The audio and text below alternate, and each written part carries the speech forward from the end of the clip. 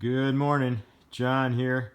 Just walked on the treadmill here, and I saw this mantle here, and I thought, well, maybe somebody'd like to know how I built those. I used to make hundreds of them for fireplace shops. You can see this one comes out maybe 8-9 inches. You can make them, but I had a molder back then. I had a Williams and Hussey molder. But you could also just buy stock moldings from the lumber yard. And this one I actually have some corbels on it. But how I would make these, and I'm sure there's different ways to make them. I pretty much, since I had the molder and the knives, I could make them out of any wood that a customer would want. This one happens to be cherry. I made them out of walnut, hickory, maple. Well, I did a lot of oak.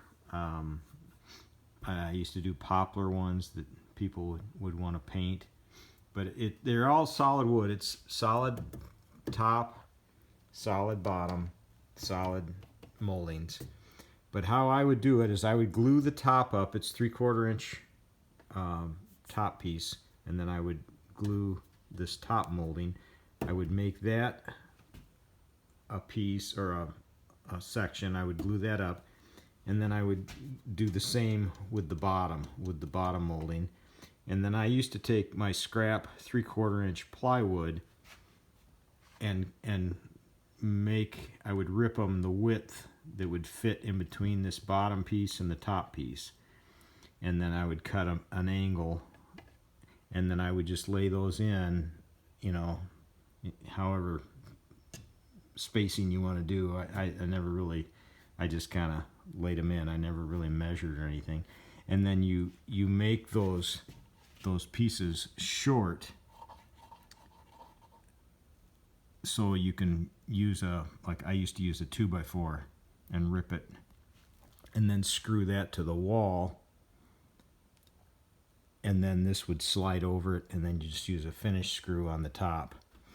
And then I would also screw the corbels in before I glued that up. But you could use wood glue, or you could use a construction adhesive to glue the two pieces together.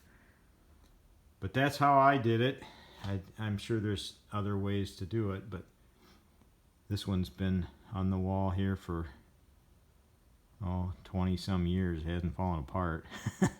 So I would guess all the hundreds of them that I made haven't either. So anyhow, for what it's worth, that's how I used to build them. So all right, have a good one. God bless. Hope to see you out on the river.